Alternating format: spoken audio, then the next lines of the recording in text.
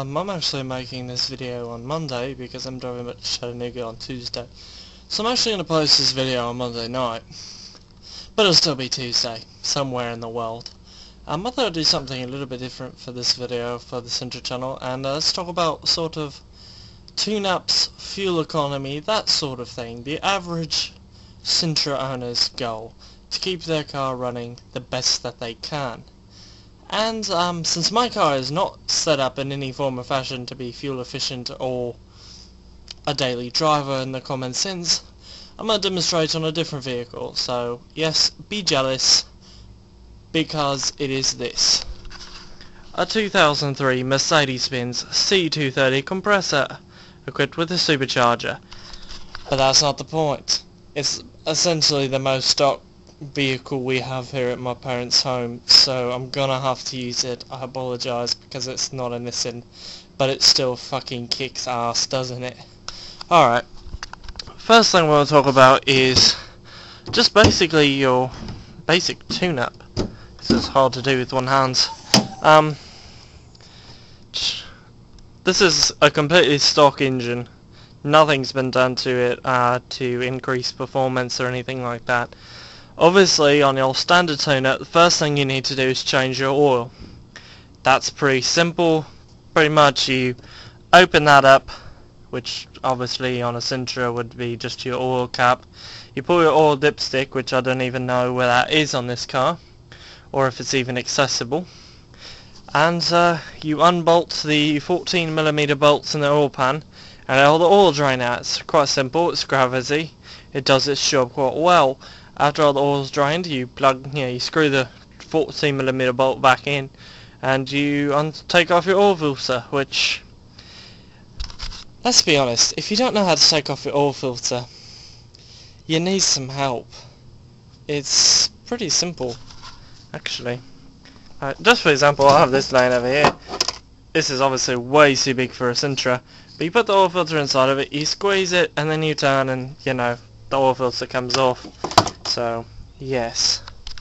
Okay, that's how to change your oil. Just for everyone out there who doesn't know how to do it, that's a quick 1-2 step on how to do it. If you really don't know how to do it, go to your bookstore, get a Shilton's or a Haynes manual, and it'll walk you through it. I'm pretty much certain. The next big thing is, after you've changed your oil, check your brake fluid, check your coolant. You'll have reservoirs like this, or that's the battery back there actually, but there's another one over here under this little cover thing that you probably can't see. But check all your reservoirs, make sure all the fluid's full. Your power steering reservoir, make sure that's full. These are all just little knobs and things that you can open up, and they'll have measurements on it, and you'll be able to tell what they are, because let's be honest, it won't be in German. Like for example, actually that's in English, which is surprising because every other Mercedes I've worked on has been completely in German. But yeah, see, look at that German. Klimaanlage, Service der Durchqual, whatever the fuck, I don't speak German. But another big thing you want to do is your air filter. Change it regularly. I suggest, even if you're not looking for performance, go to your local AutoZone, Checker Auto, Western Auto, Advanced Auto, O'Reilly's. Buy a K&N filter. They cost a little bit more. The reason why they cost a little bit more is because they are an oiled filter. You never have to replace them, which I think people confuse a lot of times. They just think it's a better filter and that's why it costs more. You only buy one filter, and then I'll walk over here and show you as well. As I'm quite certain we've got one still. Yes. Then you buy this. This is a K&N, recharger kit. It comes with your oil to re-oil it, and it comes with your cleaner. You take the filter out, you spray it down with this, let it sit for a few minutes, wash it out with water, let it dry, and then you spray it back with oil, and then you put it back in the car. That's all you've got to do. That's all you've got to do. Don't throw it away. Don't do it. Just leave that there for right now. That's another important thing, is your air filter. That will help you so much in terms of power and fuel economy. Another big thing that people don't change, your fuel filter. Now I'll actually show you on a Nissan where the fuel filter is, because on a Mercedes, I mean, it's not relevant at all. So we're going to walk out here to my car. Because to be honest, on a Mercedes it's completely irrelevant to where the fuel filter is. But yeah, by the way, my battery is now in the back and I've got an RFL blow-off valve, but that's in all here there. This is where your fuel filter is. This is going to be a lot larger than yours because this is actually for a Z32 300ZX, but that's where it is. It's really easy to change. You just unbolt the line down here at the bottom, and then you unbolt the line up here at the top. Obviously it's going to be filled with fuel. You just go ahead and I pour the fuel personally in a bucket because it is fuel and you can use it again, so yes. Normally on a Nissan your air filter would be in this general area in a big box.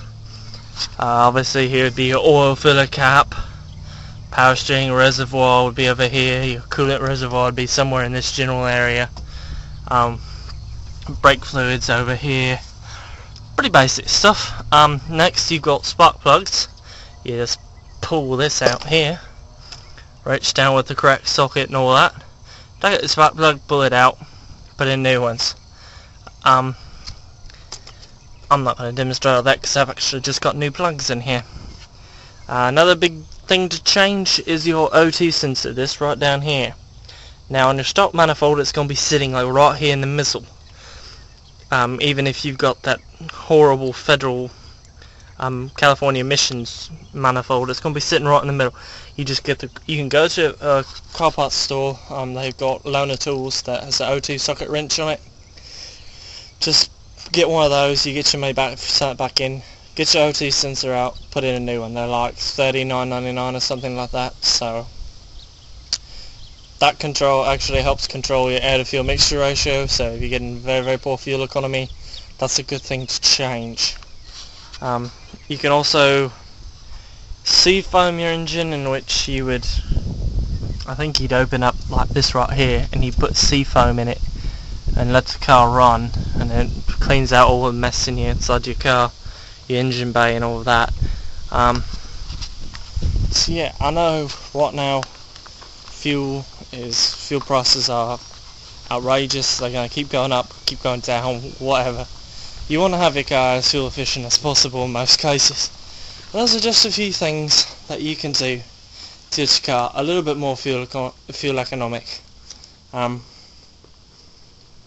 hope that helps out some people. I know not everyone's interested in performance, so I'm trying to cater to those people who aren't necessarily interested in performance. So tell me how it is. I'll have another video next week. Cheers.